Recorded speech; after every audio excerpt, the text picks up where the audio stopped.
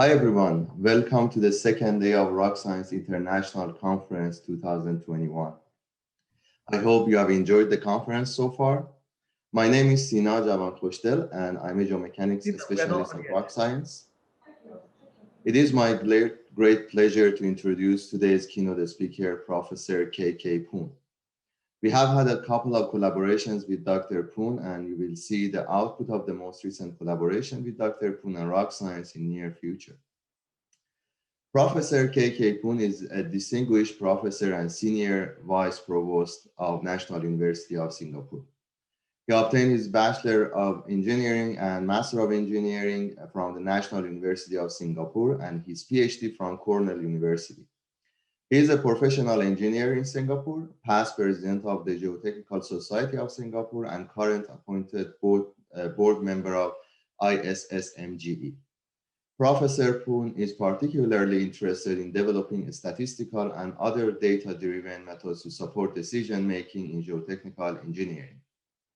He has edited 3 books, Reliability of Geotechnical Structures, Risk and Reliability in Geotechnical Engineering, and Reliability-Based Design in Geotechnical Engineering. Also, he authored 1 book, Model Uncertainties in Foundation Design. He was bestowed the ASC Norman Medal twice in 2005 and 2020, and the Humboldt Research Award in 2017, among others. He is the founding editor of GeoRisk Journal and advisory board member for the WEF Global Risk Report.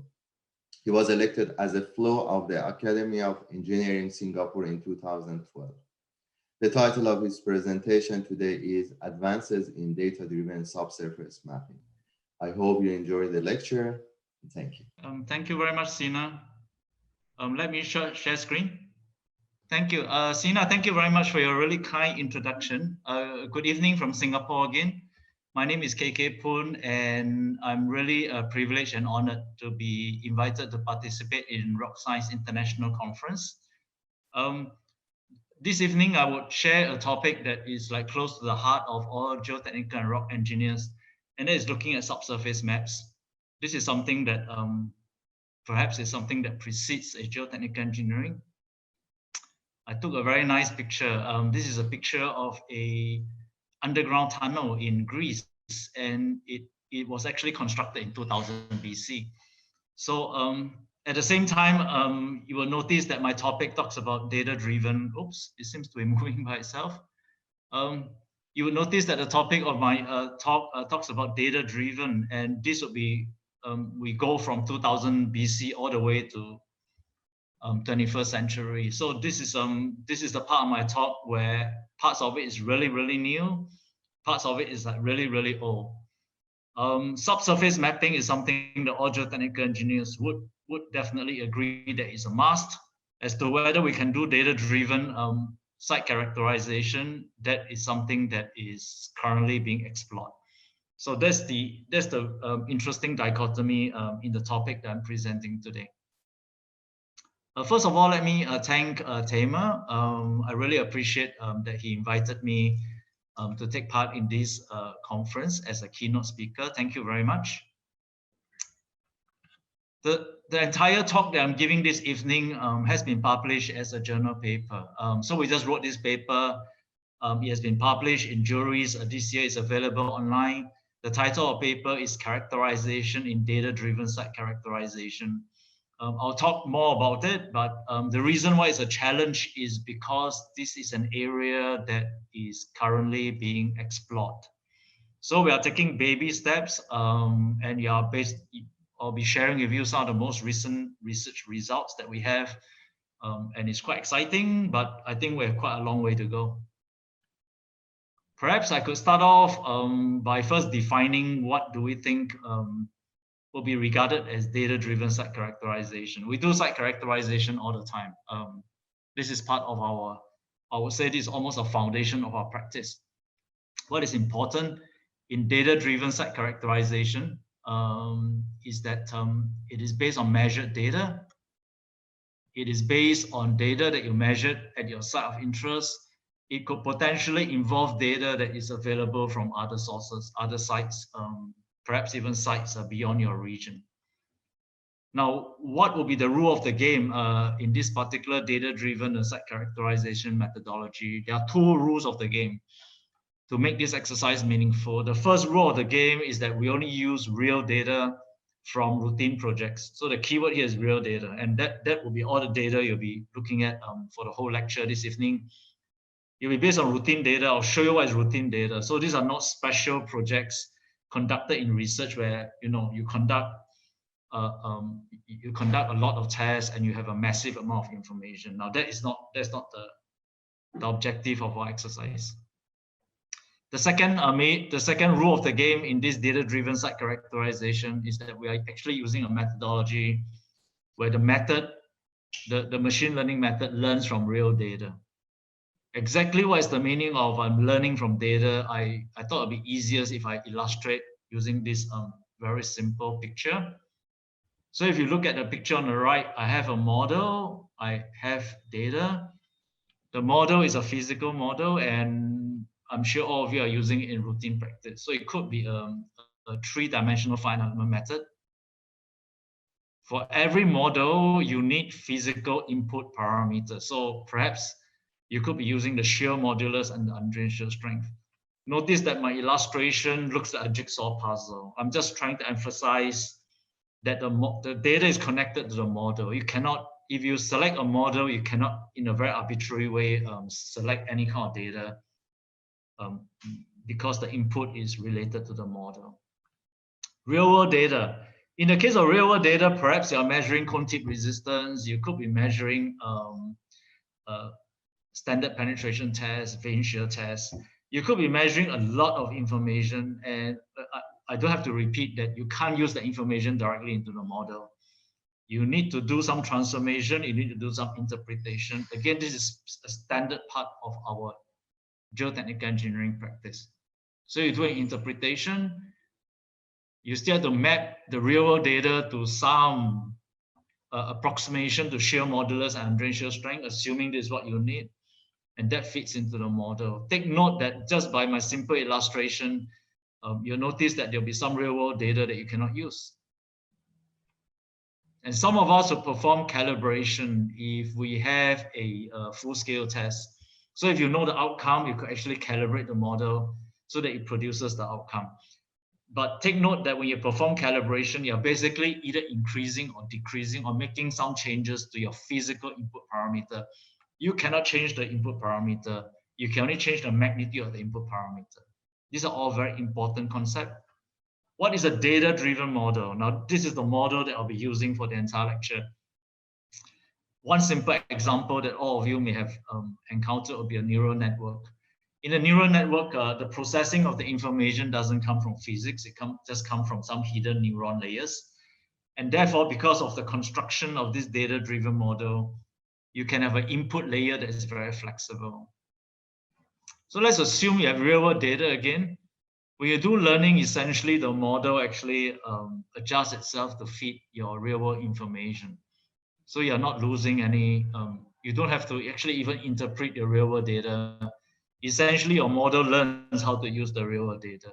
This model is actually a lot closer to how human learns rather than a physical model. Let me share with you the results for the next 20 minutes. These are results produced by a project. We call this project Deep Geo. And the reason why we call it Deep Geo is that we're inspired by this company, DeepMind, that produces artificial intelligence software called AlphaGo. Some of you have heard it because it was a breakthrough in artificial intelligence, whereby it's the first AI that could actually outperform a human expert in the game of Go. This is a massive achievement because some of you would know that the game of Go, the number of combinations is 10 to the power 170. This is a massive number. It's actually more than the number of subatomic particles in the entire universe. So you cannot perform exhaustive search, so-called brute force search. And therefore, the program was a massive breakthrough. Take note that the program AlphaGo came about in 2016. Hence, I said AI is very, very new. Site investigation is very, very old. Now, what is our aspiration? Maybe I could show you how we visualize our success in this project, DeepGeo. Imagine you have a site. Imagine you have some ability using your machine learning to collect information that are relevant from all parts of the world. So you're able to supplement the data from one site with data from all over the world, but not every single site. There'll be what we call similar site. Again, we're trying to emulate this human experience that can draw information from what we feel are similar conditions. And by doing that, we can actually produce a subsurface map through what we call conditional simulation. The very tough part of this exercise that we are still working on is that this requires a large-scale computing. So this is a three-dimensional problem. If you cannot do large-scale computing in a very efficient way, your methodology is essentially not practical. So our target is to develop a method that eventually we could even work with in collaboration with Rocscience to push this methodology out to practice. So that's our aspiration. Question, is this a pipe dream? It sounds impossible. Let me show you what are sort of baby steps I've taken, and these are really interesting in my opinion. Let me show you the first baby step. As I promised you, we're going to talk about real data. So I took a set of data from Onso, Norway. So this is measured in Norway. This table is the amount of information you have at the site. You see information that is rather, I would say is rather routine, rather conventional, attribute limits, pre-consolidation stress, undrenched strength, the mobilized version, contact resistance, over-consolidation ratio, sensitivity. Nothing unusual in terms of the kind of parameters you're measuring, nothing unusual regarding the amount of information that you have. What we did was that we, last year, we actually developed a method called Similarity Index. So just to show you very quickly what is this technique of Similarity Index. Essentially, if you look at the red dots are actual measured Onso data. So these are the real site-specific data. The blue dots refers to information from all over the world. We compile information from all the world, and therefore the information is very large, right? This is not Norway data. It's a global data set. What the Similarity Index does is that it's clever enough to identify information in the global data set that looks like Onso data set. Those are the gray dots. And therefore, you can complement the gray dots with the red dots. And therefore, your understanding of the site condition has improved. Take note that I'm only showing you 3 graph. In actuality, because we have like 10 parameters, for those of you who know how to calculate combinations, if you have 10 parameters, you can actually plot 45 distinct combinations like this. So there are 45 graphs. This is impossible for you to identify what are the similar sites visually. So this technique is very useful. Let me show you another interesting set of results where we deliberately delete information from Onso, and we only retain 2 data points. So we only retain the red points. There are only 2 of them. And you notice that our algorithm basically identify many gray dots. This makes a lot of sense. Where you only have two pieces of information, you don't have enough information to understand the uniqueness of the site, and therefore the algorithm simply pull all information from the entire database. So therefore the uncertainty is very high. This graph alone shows you the value of data analysis because it tells you that there's value to measuring more data. It reduces the uncertainty. This is very distinct from the graph, the 3 graph on the left and the 3 graph on the right. This is a baby step. We haven't got down to 3-dimensional subsurface analysis yet. And these are just what we call transformation model. Let me talk about the 3 challenges so that we are able to look at this data-driven site characterization with greater conceptual clarity. I'll talk about these 3 challenges one at a time, but due to time limitation, I would only have time to talk about the first 2. The first challenge is ugly data. I'll talk about that, but I want you all to look at the word music 3x. This is a keyword in my entire lecture, the one in pink. The second challenge that I'll talk about is called site recognition. And you already gotten a hint of what is site recognition when I showed you the simple example of a similarity index. The idea here is that as engineers, we know that all the sites are unique. In fact, if it's not unique, then basically the practice of geotechnical engineering almost do not exist, in my opinion. So we all know that natural materials are unique. We also know that it's not perfectly unique. So that's the tricky bit. There are similarities between sites, especially those that are nearby, but they are not perfectly identical. If you can have a means of identifying these sites, so-called similar sites, you can complement them with your site-specific data. Clearly, this is a very powerful tool.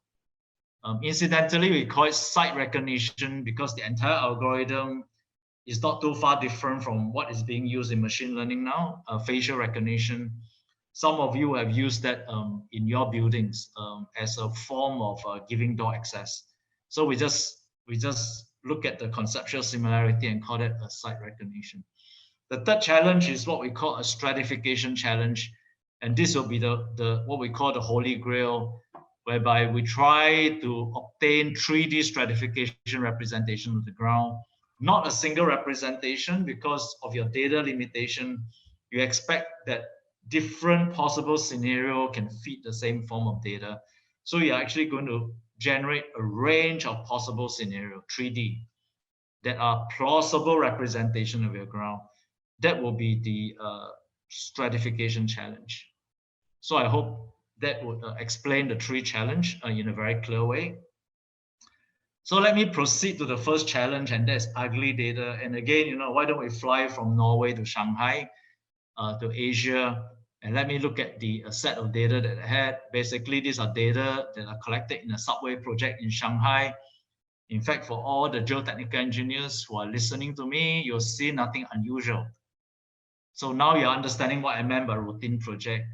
Just to show you two sites, one is Metro Line 13, Jingshajiang Road Station. The other one is Metro Line 2, East Chuansha Station. If you look at the distribution of boreholes, CPT, vein shear tests, you look at the number of boreholes, the number of CPT, the number of vein shear tests. I'm sure a lot of the engineers are nodding their head that this is about the amount of information that you had for any given site. So I think this is a good representation of what I meant by routine projects. This would be the table that contains the information for one of the project along Metro Line 13. Again, without going through and repeating myself, this table looks almost the same as the Onso Norway table. Basically, you only have one table. You don't have thousands of pages of such table. What is worth highlighting is that a lot of blue boxes. So this tells you that a lot of our data is incomplete. We do not measure all data at the same time, at the same depth. This is very simple. This is basically cost optimization, right? So if you look at a more expensive test, like measuring Keynote, you notice that I only do it at 2 depth. Again, although this is a Zoom lecture, I think many engineers are nodding their head that say, basically you agree with me that this is what you have. And the job of the algorithm is to make sense of this data on your behalf. So let me explain what is music 3x using this table. M represents multivariate. I would think that this is very clear because you've got many different kinds of test type. The number of columns represents the dimension of the problem. Uncertain and unique, I'll talk about that. That is harder for you to grasp.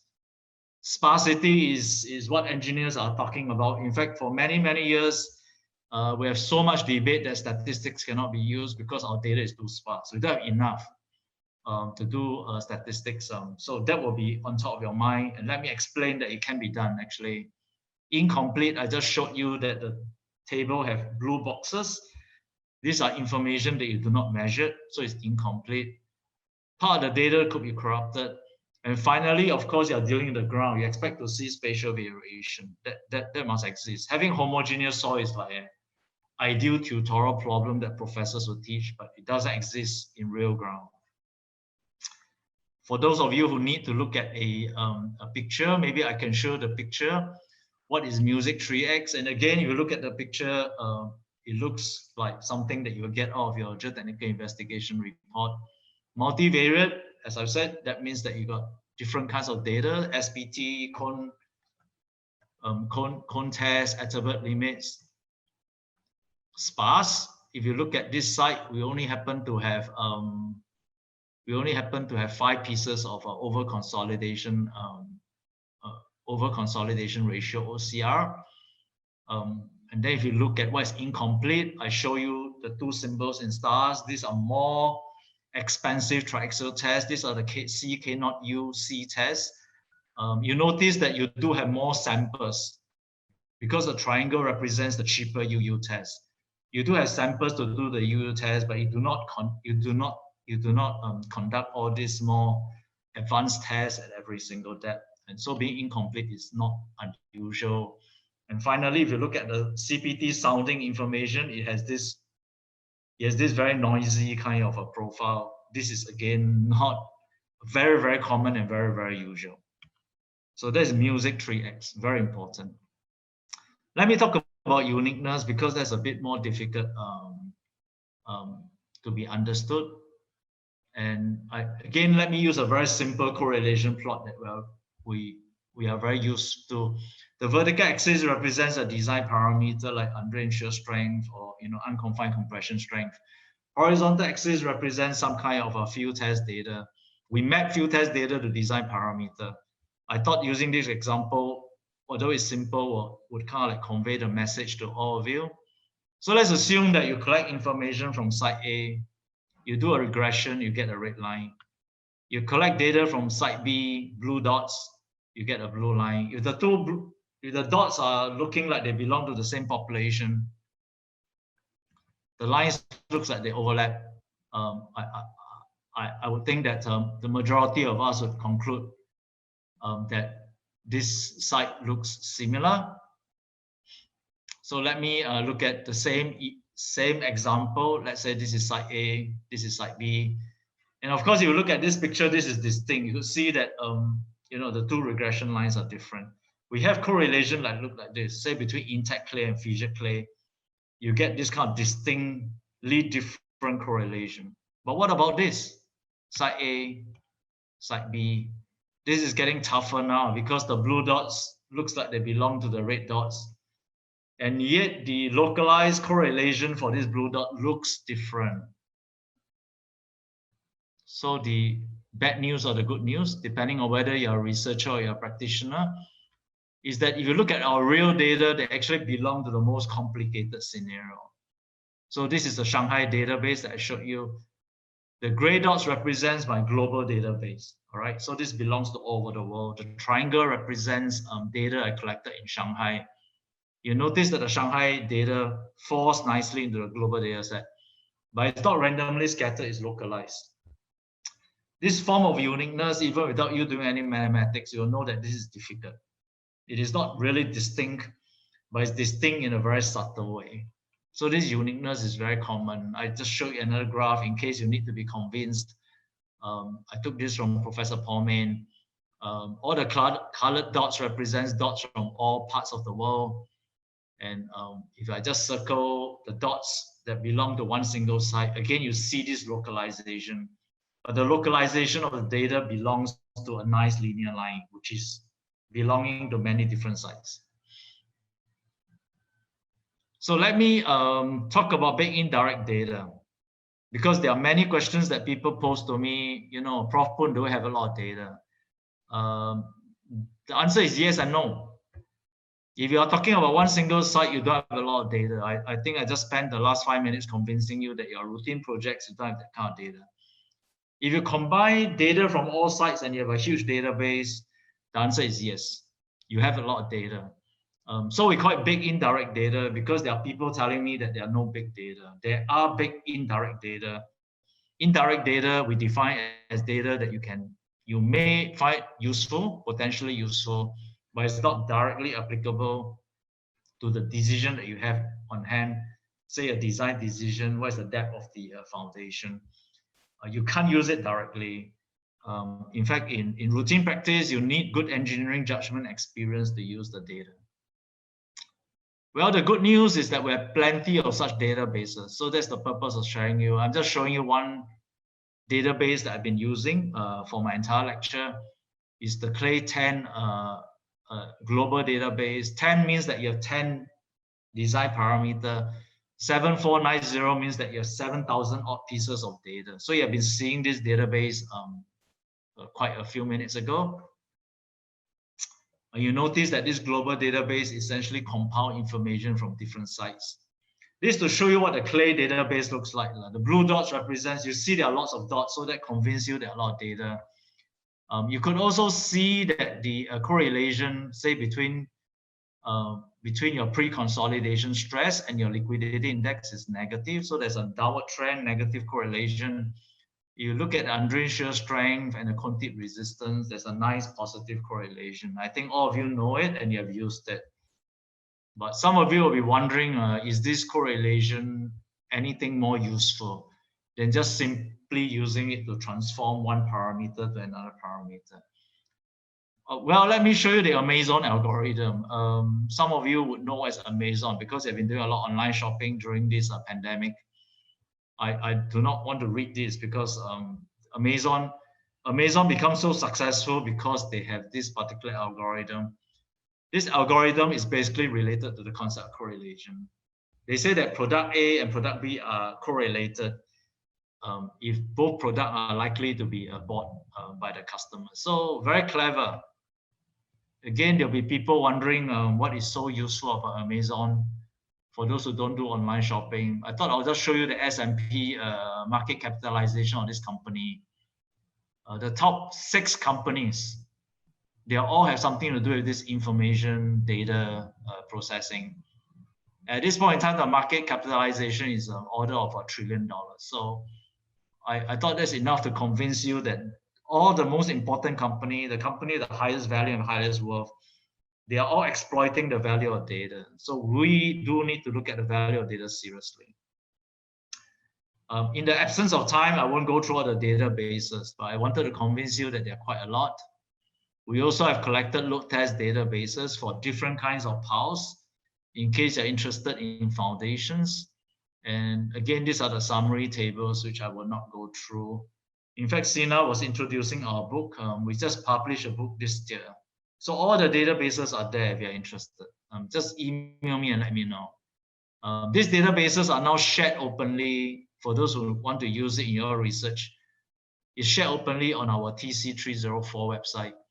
And it's called 304DB. That's the project. And at this point in time, we got many databases that the researchers are sharing openly, so that you could develop tools. And that is basically TC304 initiative to give impetus to this kind of research. So data exists for you to test that algorithm. So in summary, we're big data. Big data is like a lot of people. We have small data, that's like individual, one single human being. You can learn something from big data, you can learn something from small data. If you can combine the two sources of data together, you will get more value. Certainly, all human beings behave in a comparable way. We are not unique to the extent that we are an alien, for example. So maybe there's one way of thinking what is a single site and what would be a population of sites. So let me end my lecture by coming to basically to the most important part, which is site recognition. And again, let me fly from Shanghai to Taipei. So I'm going to use an actual set of data in Taipei. But let me explain to you without using any mathematics what is this site recognition, so that you understand the concept. And actually, the concept is nothing sophisticated. You have site A, you have site B. Assuming that site B is your site and you only have 4 pieces of information, if you combine that with a global database that is very big, clearly your site B, the information is going to be lost because it's going to be dominated by the pink dots. But if you have a clever way out of the pink dots, you can identify the green dots. So you have a clever way of saying that not all the sites are relevant to you. Only some sites are relevant to you. By the way, this is something that all engineers does, except you need experience. We are talking about a methodology that can do this automatically. Let's assume you can do that. You can get a local correlation, although you only have 4 pieces of information. So that's a very smart, I would think that's a very smart algorithm. We can get it to work. Let me show you the results again without going through too much mathematics. This is type A data, same, very little number of information and some blue boxes indicating incomplete information. We're using probability density function that those of you who do statistics will be familiar with. Essentially, we're using a normal distribution. Nothing special at all. Let me tell you what is the 2 special tricks that we use to make it to work. One, our normal distribution is not just simply defined by the mean and covariance. It's also defined by a parameter called XU, and XU is actually the unknown, unmeasured set of information. We assume that the mean, covariance, and these unknown measurements or unmeasured, unobserved location to be random. So you begin to see that we're using a BSN approach. We can actually get the probability distribution function of this very complex idea. So it exists, closed form solution. The idea here is that you do not know the mean, you do not know the covariance, and certainly since you did not measure the data, the data is unknown. But you can actually iteratively solve for the mean, the covariance, and the unknown measurement. So that's really beautiful. You can actually make an estimation of unknown, although you did not measure it. And you are not making any assumption. Everything is based on measured data. Let me show you what the results look like. The red dots represents the type A data. The blue dots represents the global data that we never used. Using our algorithm, you can generate the gray dots. So the gray dots would be so-called a larger sample of what would appear if you do more measurement at your site. So the red dots produces the gray dots. The blue dots are not involved. You notice that from a visual viewpoint, we produce that kind of uniqueness, where the local information is embedded in larger population of generic information. Take note at the graph of pre-consolidation stress versus liquidity index. This is the plot where we only have 3 pieces of data. Maybe I should go back quickly. This is the pre-consolidation stress. You only have 3 numbers. Obviously, if you only have 3 pieces of data, you end up with a very, very big uncertainty because you have not enough information at this site. But what is really interesting is that despite the fact you only have 3 pieces of information, our gray simulation falls within the blue cloud. This is really interesting. By the way, the blue database is not being used at all. So it doesn't produce ridiculous answer, even with 3 pieces of information. This is how we obtain insights from one single site. As I said, you need to combine that with the blue database. We haven't used the information yet. So we use a hierarchical BSN model. Again, without the maths, let me show you very quickly how it works. You measure information from one site. As I said, you can use our procedure to iteratively solve for the mean and the covariance. You can do that for another site. So another site, you end up with another mean and covariance. A hierarchical BSN model allows you to actually model the distribution of the mean. If you have 10 sites, you have 10 mean. You have 10 covariance function. You can actually calculate the mean and covariance of the mean. You can calculate the mean and covariance of the covariance. So there's another level of analysis. This is not mathematics. You're actually measuring the inter-site variability.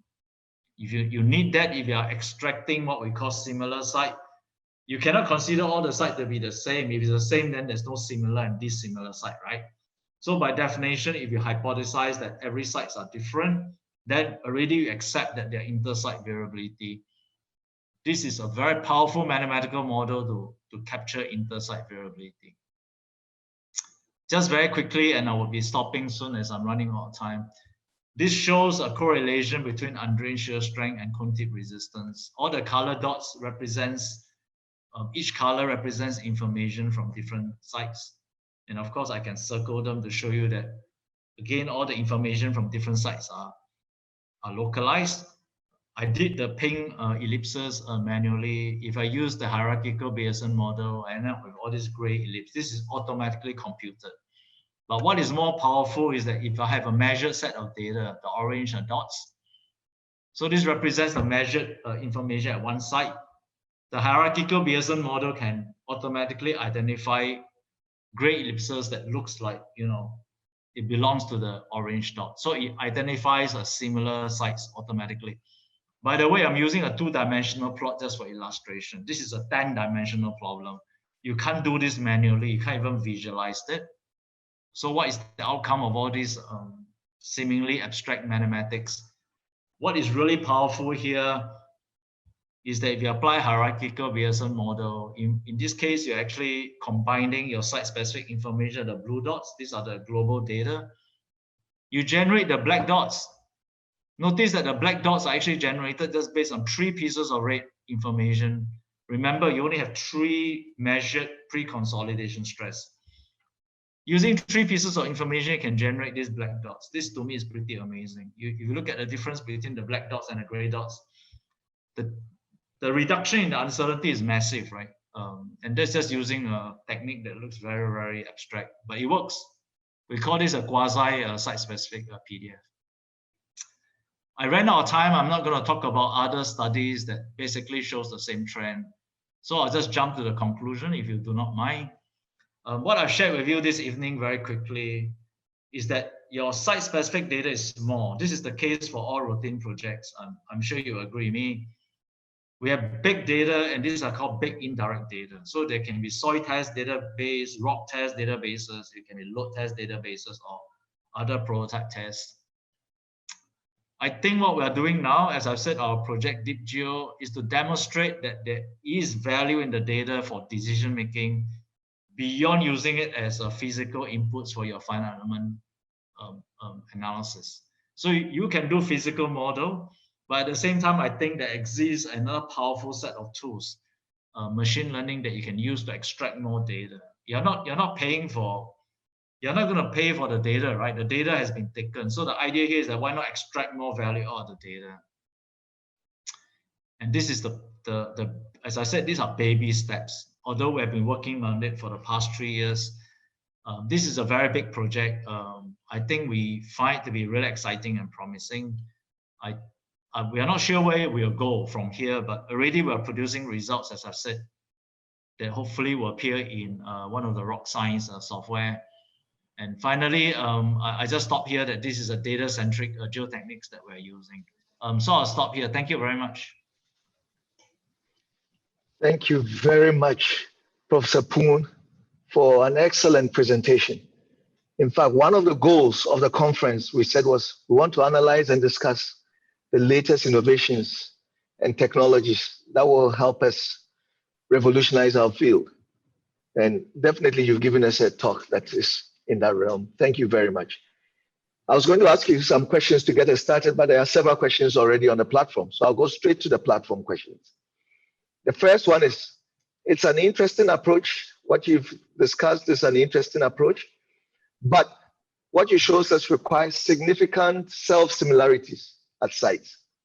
Real geological environments are, however, seldom homogeneous, and they exhibit lateral and vertical changes, and these changes can be very abrupt. You have geological faults, for example. So what are your thoughts about methods that ensure that we are using the correct domains and not mixing apples and oranges? So that's the question. This is Regina, this is a very deep question. In fact, it's a great question. I don't have a way of answering this question other than to say that we've been applying the tool.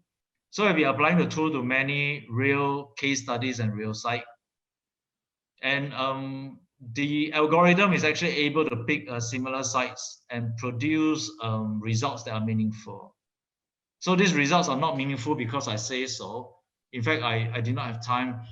But the typical methodology in machine learning is that you have a set of data, right? You keep one set of the data unused. This is called the validation set. You use the technique to train the data set. This is called the training set. And then using that, you map it to see whether it makes sense with the validation set. The validation set, by the way, is real. It's just that I did not use it.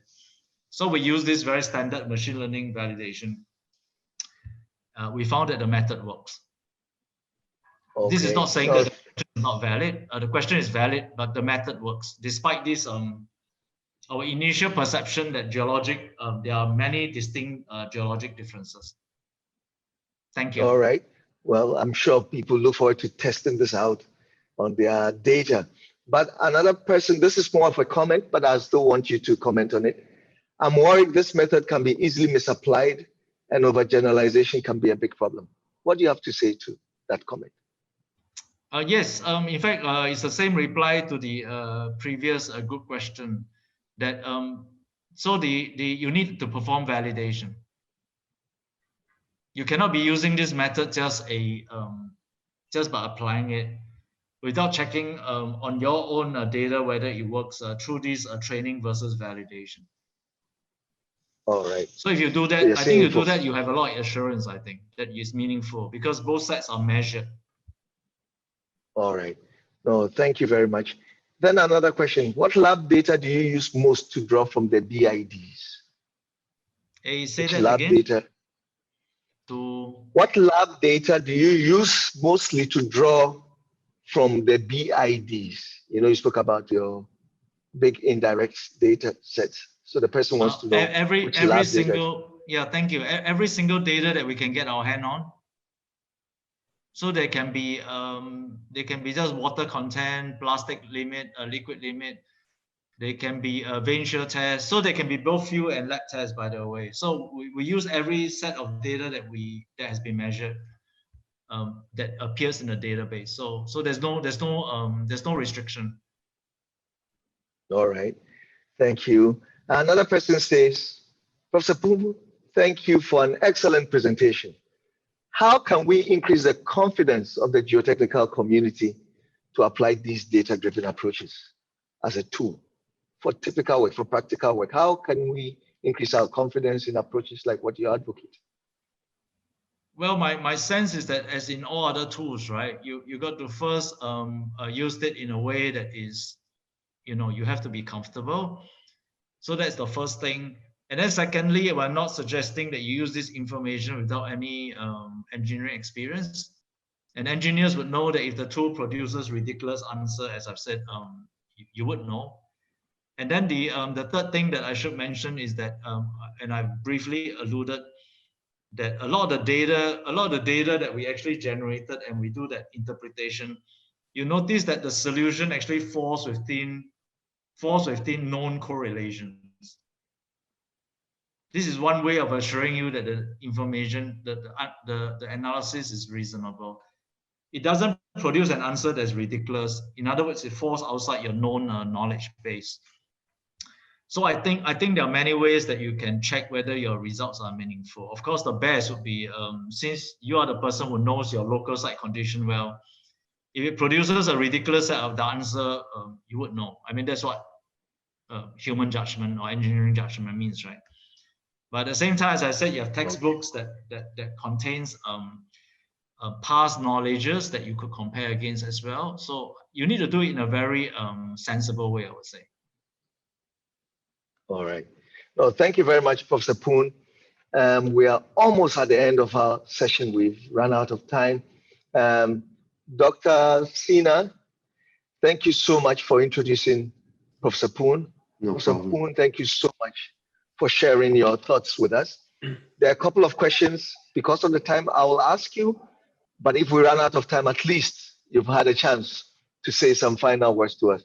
So give us a couple of final words, and then I'll ask you one or two more questions if the time still allows us. Sure, so over to you, Professor Phoon. What are your final words to us? So if I could, thanks for the chance to share, Regina. In fact, every question that was being asked are great questions. But I would like to encourage the community to try these tools. Just to give it a try and see whether it produces a ridiculous answer. That would be my thoughts to share. Thanks. Oh, thank you very much. And again, can you tell us how can we get this tool to try? I'm actually working with Sina. You're working with Sina. All right. So Sina is going to in explain. due time, everybody. We're trying to put the tool into Rocscience actually. Yeah. Okay. I will update people later. It's not the time to take. All right. But we are working with Dr. Phoon now to add it to one of Rocscience software packages. Excellent. And to the many people who have asked questions, what we'll do is we'll collate these questions and send them to Professor Phoon, and Professor Phoon will give us some answers, and then we'll email, just as we've done with all the other keynotes, email the answers back to the community. But thank you so much. We've had an excellent and amazing session, and we wish you all the very best. Once again, thank you. Thank you. Thanks, everybody. Thank you, Dr. Phoon. Hey, thanks, Sina. Thank you. Bye.